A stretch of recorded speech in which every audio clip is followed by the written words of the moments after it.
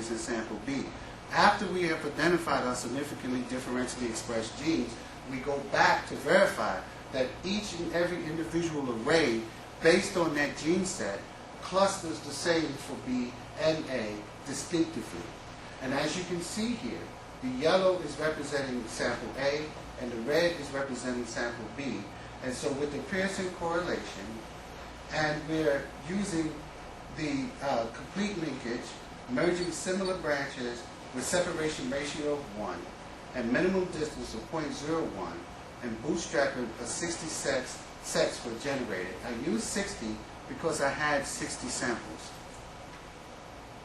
So now that we have identified our gene list, next we need to go and take those gene lists that we identified for sample A and sample B.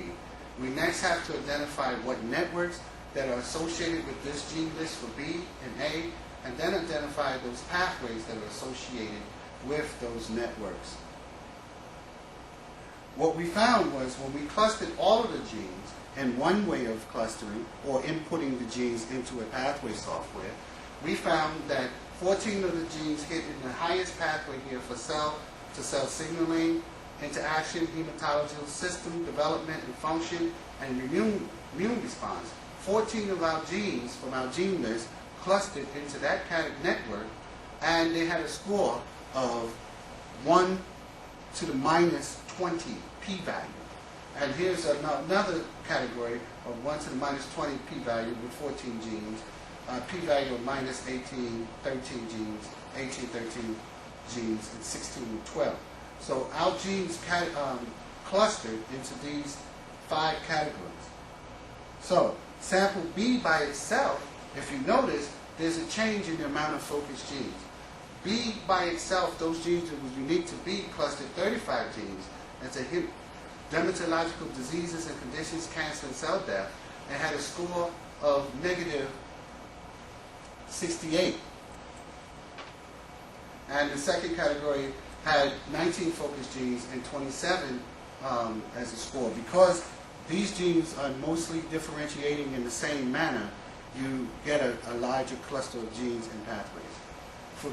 For sample A and B comparison, to look at the pathophysiology of those differentially gene lists, what you find here is that A had genes that was more associated with tumor cell transition, and B had maintaining cell cycle genes association.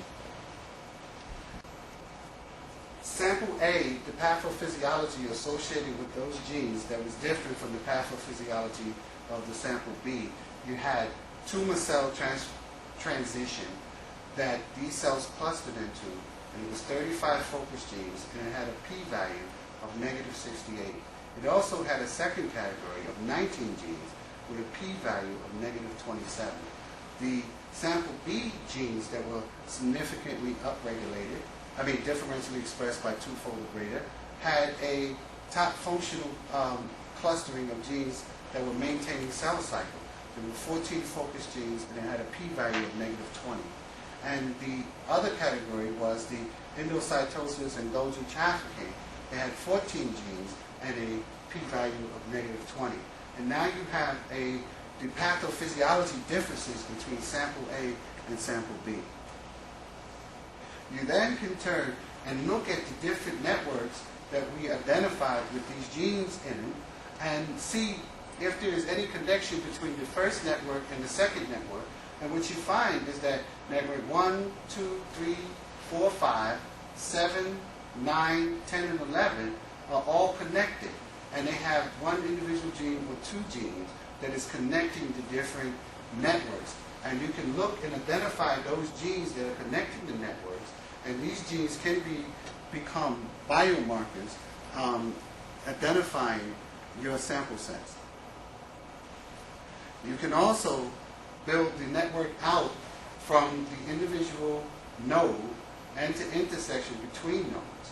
And so what you can identify is those genes in a network that are up or down regulated based on your experimental design.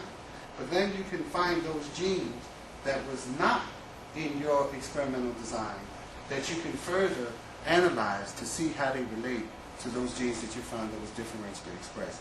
In this particular case, the the number one network that was different between sample A and sample B. That pathophysiology was centered around the c-Myc gene, which is an uncle gene, and we believe that this was a